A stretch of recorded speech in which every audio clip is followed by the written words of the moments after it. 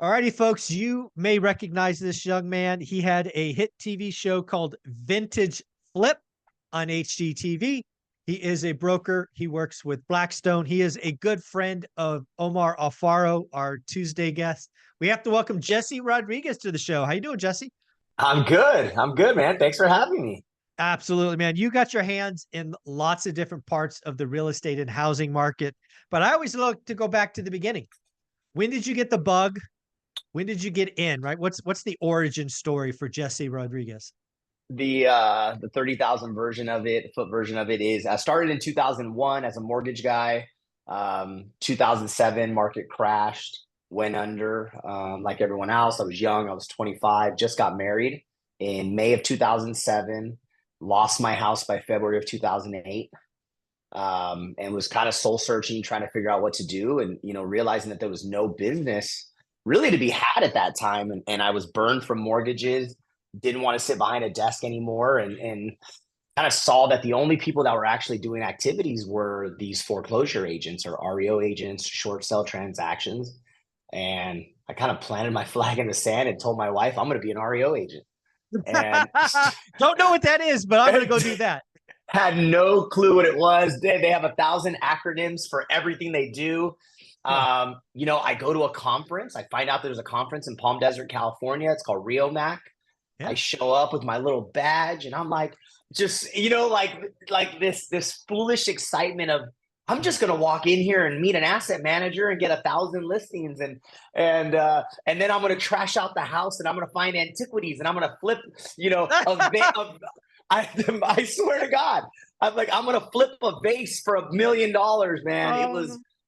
It was Wild. youthful and it was exciting. And after losing everything, it was what I needed. Like the hope of like, there's this great opportunity behind the secret door. And I, and thank God it actually worked. I met an asset manager there. I drank in the bar with him, till 2 in the morning and became buddies. And then, met a couple other ones and then got my first assignment a few weeks later. And by the end of 2008, had like 10 listings. And then 2009, I had 100. And then in 2010, I had 300. And so I ended up selling about over 2,000 REOs from 2008 to 2012. And then it really started to slow down. Market started getting a little better. Some people say it didn't, but it really did in the sense of foreclosures. Sure. And then that's when I met a big hedge fund that was entering the market in 2011, 12, with the idea of buying single family rentals as its own asset class, which never existed before, right? Big giant hedge funds wanted apartments and hotels because they wanted density of one location to have superior management. And you had this small group of guys that were based out in Southern California, and there was a bunch of pockets of these little groups that raised a tiny bit of capital and said, and it wasn't about property management, it wasn't about efficiency, it was about equity. Mm-hmm. And they said California real estate, or United States real estate, is at 50 cents on the dollar. If it even goes up 20%, right, it doesn't even hit the high of 2006 and 7, just goes up 20-25%. How do we not do this? Right. And they started buying houses, and I was an acquisition guy for them. And they were out of a little strip mall, kind of ghetto. They ended up raising capital. Blackstone entered and gave them money. And today they're the largest single family REIT hedge fund in the country at over 88,000 single family. I've worked with them since 2012 in every facet from, in the good years of buying, I'm doing 100 acquisitions for them a year. And then they kind of slow down because it doesn't make sense with cap rates. And then I'm doing dispositions for them. And they're taking, they're selling out of California where they've seen 150% returns on equity, and then they're moving that money back east where they can get a better cap rate because I've learned so much in the last however many years now. It's been almost 20 years of ups, downs, and there's so many things I want to talk about, Jesse, but I think the first thing we got to talk about is one of the things you hear from the doomers is that all of these hedge funds are going to suddenly out of nowhere liquidate their entire portfolios and move the cash somewhere else. So as somebody who's on the ground, who is somebody who is working with them where they are selling out of a state who has seen great appreciation, and I think it's really important to see, like, they're sellers here, but they're buyers here is what I heard you say, as Yeah. opposed to sellers here and, I'm going to give the cash back to my investors. So they're just, what I would call a 1031. They're just exchanging. Yeah, and to clarify one thing, they're not exiting a state either. It's they're exiting like any other investor. Think of them as you, right? Like you buy a property Yep. and you're loving it and the cap rate looks phenomenal. And then you get in there and you're like, this is a headache and a half. Right. There's constant evictions, there's fighting, it's not what you expected, right? Because from what you see on paper to what you see in real life. And so they exit some of those properties, or Okay. they're exiting, like let's say they buy a bulk and they end up having to buy 500 homes, and there's a 50 that they really didn't want. They're not in their Right. buy box. They're not in their neighborhood. So like so they're one-offs, right? Like Yeah. 5 listings a month, not thousands. I want to Right. clarify that because I think that's important to say. I mean, they own, I think, 10,000 homes in California, and they're Yeah. not looking to like get out of California, at least from what I would guess, because Yeah. I don't have 10,000 listings because I'd be excited. You know, but Yeah. so it's just a natural attrition of their portfolio. But yeah, Well, they're doing a little bit of that and a little bit yeah. of purchasing and moving money. But you're right, they're not looking to exit to give money back to investors. I mean, they are it's a business now, right? Yeah. They're Exactly. publicly traded. They pay a dividend. It's a machine. They've got property management divisions everywhere. It Mhm. is no different. And I have to say that I'm a big advocate, and I hope this gets controversial when you post it. I am a big advocate of the funds because all I hear is these false headlines of Blackstone and BlackRock, and they're buying every home, and home ownership doesn't exist because of them. I work for them. I've been buying for them for 10 years. I haven't bought for them in 3 years. Not one Yeah. house. Exactly. Not one house in 3 years. But guess who buys? Flippers. I personally have bought 30. I am more of a bad person technically, or you, because you buy 20 units and things, like, and Omar, right, who has a Yeah. ton of like the clickbait headlines is so Yeah. stupid to me. They Mhm. own less than 2% of all the real, like guys like you and I own more real estate in the investment world, and we're looking to hopefully never liquidate as well and pass it on to generational wealth. And I think that's important. It doesn't matter. No one's going to believe me when I say this, right? Because they're the big bad corporate structure. Yep. Yep. Yep. But I mean, nobody's mad that they own apartment buildings. Like, it makes no sense, or that they own hotels. Yeah. Um, but dude, it's been a hell of a ride. From there, I became a flipper. So I was Right. buying for them, and what happened was in 2015 or so, I bought for them for maybe only 2 or 3 years, Mhm. and then they said, "Hey, Jesse, we don't want to buy. It doesn't make sense." And then I said, but I had a whole team together of acquisition people, right? I formed a company around this. So then Yep. I started buying for me and for guys like you and guys like Omar. And I said, Mhm. like, I kind of feel like I'm like the first wholesaler sometimes. Right. I tell that story, right? Before New Western Acquisitions was in the market, or right around the same time, except I wasn't a wholesaler. I was just a realtor. I just wanted to submit offers for you and make my 2% commission or whatever it is. And I was happy as could be. And then I would peel off. I go, oh, this one's got a $50,000 profit. I'll keep that one. And then Yep. I'll find 10 more and just make a little commission. I was just trying to keep my machine of my company running. Mhm. And then one day I look up and I go, oh shit, I flipped 25 houses. Like like there's so many people that think this is deliberate sometimes for us. And sometimes it's right place, right time, right mindset, Right. and I think for me, that's kind of how it's been. I'm constantly evolving. I say I'm very nimble. The real estate market changes and I change with it. I've done every little piece of it. So here I am 10 years straight flipping, easily 350, 400, but probably 350 of mine personally in my corporation. I'm probably close to 1,000 of selling it to you. Right? I don't know if I Right. get to count that, right? Which I Sure. don't, but Yeah. as an acquisition person that finds deals, I've been doing it for so long, and I own a brokerage. And dude, it's the greatest industry there is. I really, really believe that, because there's 100 different facets that you can choose to succeed in. Yeah. We're going to talk about finding deals in a minute, but I want to go back to, I remember the day the hedge funds showed up in my market. So I start buying lots of REOs, 2010, 11, 12. I think it was in 12. Um, there was just once you figured it out, there was a process. In my market of Fresno, California, the REOs showed up Monday morning, right? They would get a bunch of listings. I would come in, I would offer 18% below list on 5 or 6. I would get 2 or 3, and I'd be happy as a clam. That was just the process Yeah. I worked out with iterations, right? Um, And then I remember one Monday, nothing showed up. I'm like, weird. Like data corruption, because it becomes so consistent for so long. It was like a habit. And then nothing showed up the next week. And I'm like, all right, time to call some people, see what's going on. And I still remember that first conversation, which I then validated with like five other people. Basically, hedge funds came in and bought the entire tape. I didn't even know what the hell the tape was. Yes, And the right. other thing, Jesse, they did is they paid list price for everything. I'm like, what are you doing? Buying stuff at 18% off. Why are you paying list price? You ruined it for everybody. I remember that. It was a horrible day. A good day because everything I bought went up 18%, but all the value I had. So it's crazy. You know what? They think at a different level than us, which I think is so cool to learn. Because I remember my mentor who taught me flipping. I go to his office, and this is 2012 or 13. I said, Clem, there's a hedge fund coming in and they want to buy everything. And this is their methodology. And this is why. And he's like, buddy, they're going to go under so fast. You can't even believe it. Nobody pays fair market value, right? His big Italian voice.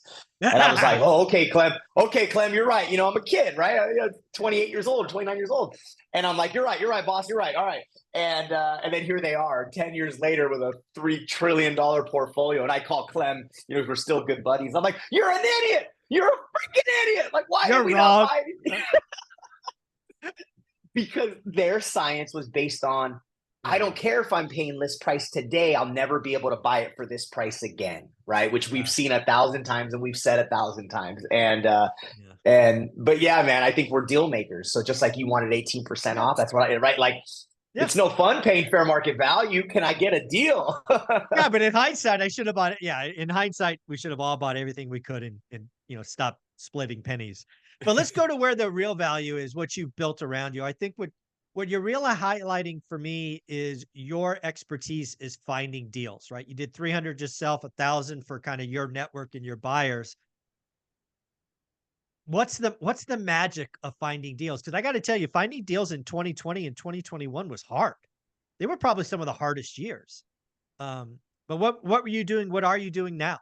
Well, the magic wand's not going to be that magic, one, I've been doing it for so long that my relationships run deep. So it's not the answer people want to hear, but when you're 10 years in, people call me, I get to call realtors. Now, this is the interesting part. I do not buy off market and I never have. Ever. I don't do direct mail. I don't cold call. I don't know these fancy text messaging campaigns that people do and skip tracing. Man, I couldn't teach a course if you paid me to. I'm a relationship networking guy, right? You and I are meeting for the first time right now. We're going to be friends. Like and I worked the MLS literally 10 years ago. We worked the MLS and like a lot of wholesalers find today, and we just never stopped. And this is what I learned is I'm trying to get in front of you. You're going to be rude to me. You're going to tell me I'm an idiot. I'm a wholesaler. No way. You're never going to sell it to me. I'm a scumbag. Why would I offer that low? I never take offense. I never get rude. Yeah. I say thank you. I follow up with you. The next time you get a deal, it's like it's that guy again. Yeah, he's consistent because how many people pump in for 3 months and then we never hear from them again? And then that goes into my database. He's like, so there is a database behind it. Now that agent goes in, there's a drip campaign. And it's not even a fancy drip campaign. It's like, hey, it's Jesse. You got anything for me? Like it is so basic. And then, and then now social media is such a big thing. Like I'm just barely getting on board with social media the last couple of years is you realize this marketing machine that you have that you could just scream all day. I buy houses, show proof of concept. So people know you're real. And then the DMs start to roll in where it's like, hey, I have this house. And guess what? To all your audience, let them know it's like, you're going to comp 99 terrible houses. Yeah. Like that is part of the deal. I jumped in a car and drove 2.5 hours yesterday on a lead because it was somewhat close on paper, but now I got to put my eyes on it. Yeah. Right. And it's going to go possibly nowhere. And I got home at 9 p.m. and people go, is it worth it? And I go, I'll know in a month. I don't know yet. Right. Yeah. Now I don't know if I'm going to be 75 doing that, but at 41, I still have the energy to do it. So I think the secret sauce is don't be rude. Don't be a prick to people.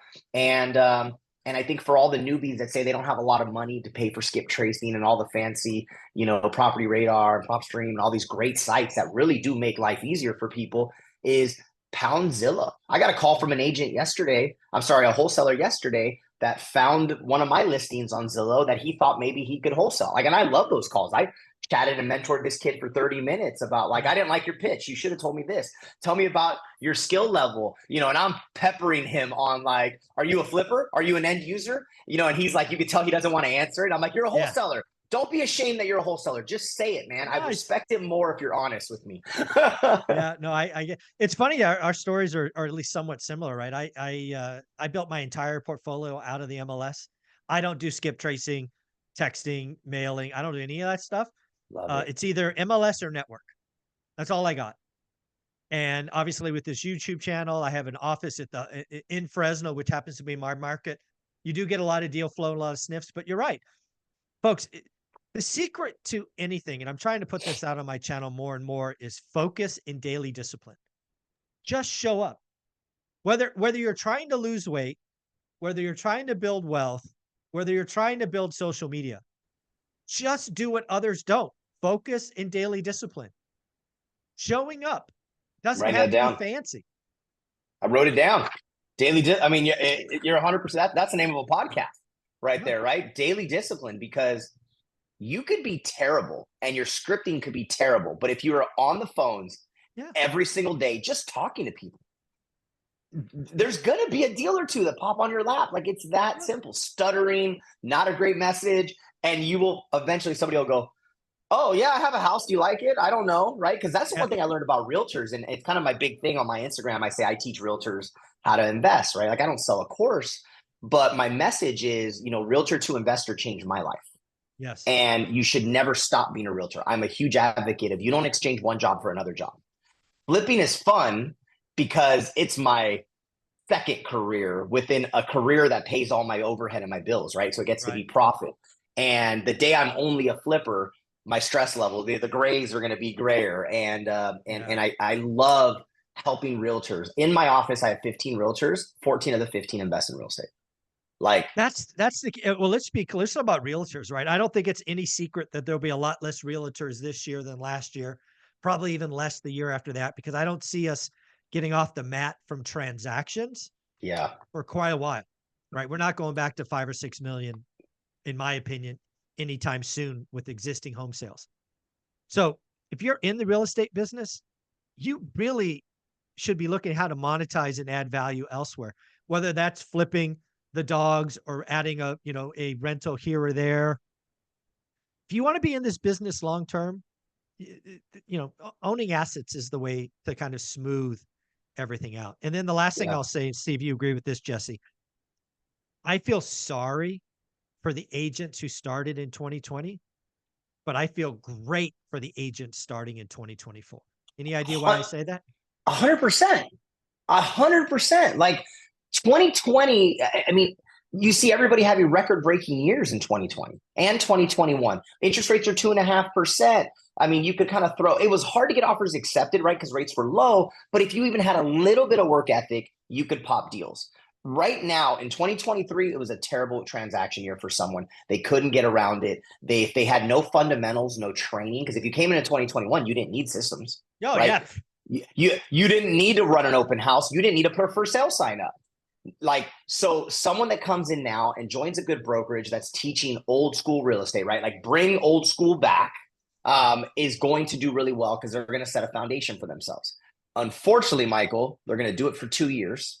Market's going to get good and they're going to throw it all outside the window again. They're going to have no consistency. It's the one thing I've seen in 19 years as a realtor and working with realtors is the good ones will buckle down when they need to, but then when it gets easy, they also take their foot off the gas, and they always kind of flatline and hit the same number. It doesn't if they make 200 grand, they make 175 in a bad year, 225 in a good. You don't see these. It should have gone to 500 for whatever reason, and I haven't been able to figure that part out yet. How do they figure that out when it's that good? You should be doubling and tripling your income, and that should become the new baseline to never adjust from. I think Ed Milet says this, and if it's not Ed, I apologize, but I'll give him credit for this. He talks about your internal thermostat. Okay. right? Where basically as an agent in this example, you get comfortable at the 200. And when times are bad or times are good, you know, I don't know, you take more vacations or you enjoy life, you buy whatever. So it comes down. And then when times are hard, you double it's you set this unknowing thermostat so you don't go higher or go lower. I think that's really interesting. It's a really interesting concept because I have found in myself with that idea that I sometimes when things get going good, I kind of pull back and I'm like, why the hell are you pulling back, you Yeah. idiot? Yeah. Add fuel. There's a little bit of self-sabotage I think a lot of us do to ourselves. Exactly. You know, I mean, I've done it to myself multiple times, right? The good years come and I'm making a ton more money. And then I'm telling everybody, make sure your expenses don't go out of whack. And then I go buy a fucking $4 million vacation home for 20,000 a month. Right. I'm like, no, don't listen to me. Like, don't do what I do. Just listen to what I'm saying. And then the market slows down. I'm like, do what I say, thing? not what I'm doing. So we all end up doing it, and I think it's constantly course correcting. You know, you jump on a plane from California to New York, and it's not a straight line, right? Yeah. They're always having to veer off a little bit here because of weather, and they're constantly course correcting, and that's I think the plan for us as investors is it's okay if the plan on January 1st was 20 doors, and at the end of the year you bought 15 or you bought 10 or you bought 9. Who cares? Like you bought more than zero. Yeah, exactly. Well, I'd be remiss if we didn't talk about the HTHG TV show Vintage Flip. How'd you find it, or how'd they say yes? Tell us about the experience. How is it being a TV star? Well, nobody knows me, so I'm not a star. I got canceled. I had 2 seasons. Dude, it was fun. You know, it was coming out of those. It was like mid flipping years, right? Where I was just getting all this momentum and I picked up the show. And I have to say it killed my momentum in flipping because I then pivoted for 2 years working on a TV show and it was hard to do both. But it was an amazing experience on learning the procedure. I've never been in television, never cared to be in television. I definitely got a little bit of notoriety, you know, in the moment. I'm riding the wave harder today than I ever did. Like I didn't realize in the moment how many houses I probably could have bought. Like that day, if I'm like, hey, I have a TV show, I want to put this on my TV show, right? I was just pulling my hair out trying to survive for those 2 years on figuring out how to do 12 TV show houses a year and another 15 non-TV show houses. But now it's like, hey, I had a TV show on HGTV, you know, like, and it was fun. It was hard. It was a great experience. I think it made me a better investor because you are taking the management of construction to like another level because now I'm managing production crews and how they want to capture every event. I mean, it was cool. My wife and I did it together, which we've never worked in the business together. So it was fun, like spending a few days a week together, going to the house, even though they were dirty and she was complaining and she was pregnant with our 3rd son and it was hard, but you know, it's like I'm immortalized though. Like I get to like go on Netflix, you know, or Apple TV and be like, hey son, that was you as a baby. And it's like a weird kind of eerie thing. Yeah, I wish it would have lasted longer. I wish I would have became Chip and Joanna Gaines, of course. but I don't think I would ever go back if it got offered again. Let me just put it like that. There you go. There you go. Well, let's wrap this up with some advice. Let's talk to agents first. Okay. You know, if you're talking to an agent that's getting into the game now, let's assume they've been in the game for somewhere between 0 and a couple years. You know, they're struggling. Transactions are down. What's some kind of words of wisdom or advice you would give that new agent that's struggling but wants to get through the next couple of hard years? What's some advice? I would say join a team. Put yourself in an environment where there's someone that that's past the 2-year mark, that has a little bit of success, that has some lead generation, that has opportunity. I think to be a good realtor, it's just putting yourself around the opportunity, which means I've got a listing, come do an open house. An open house is going to generate activity. Activity and energy is going to create opportunity. I see agents come in and they're like, I don't want to give a piece of my commission to anyone. Well, you know, 100% of 0 deals is nothing. So better to be 50-50 for a couple of years. You learn, you get to see their systems, you get to see what they do well and what they do bad. You know, and then you know, the life cycle of a team agent is they eventually leave 2, 3, 4 years later. So I think it's a no-brainer that's instant success to join a good team, a team that's actually motivated on focusing on their team. Because there's a lot of people that say, I have a team, but then they have a couple agents and they don't actually, run systems and meetings and trainings and things like that. I love that advice. All right, let's talk to investors, whether it's somebody who's looking to get started in flipping to build chunks of cash, a wholesaler, or even a buy and hold investor. The last couple of years, I think it's fair to say will be very different than the next couple of years. Yeah. So what's kind of your advice, right? What worked before probably won't work going forward, but there will be opportunity, just different types. What's your advice? Newbie investor, I go to networking. Number one, pounding the phones, introducing yourself to realtors. It's the easiest thing you could do. You could go right off the MLS, right off Zillow, right off Redfin, and just look at properties. Doesn't even matter if they're like not even a deal. But I mean, biggest tip, I'd go on Zillow, I'd go on Redfin, I'd do a keyword search for things that agents like to categorize: fixer, TLC, needs work. You can type those words in. It'll identify the 40 that are on the market. That's the first 40 agents I would call in a week and just say, hi, I'm Jesse. I'm an investor. I'm looking to work with something. I see you might have a deal, might not be a great deal. Just wondering, if this one doesn't work, can we work together on the next one? Do you have anything coming up that may not be on the market yet, right? They're going to say no. They're going to blow you off. Do you put that in your cell phone and follow up a week later, right? It's super easy. It's just going to take a few months, right? Like, it's not going to happen tomorrow. Yeah, no, that's key. And then kind of paint the vision, what's possible, right? You and I have been in the game for 20 plus years. We're both, I think people would call us successful. Why don't you kind of paint the vision of what's, basically the effort is worth it, right? We're both talking about doing the work. We're both talking about being hard. We're both talking about showing up, follow up, all of that. Let's just highlight that it's worth the effort.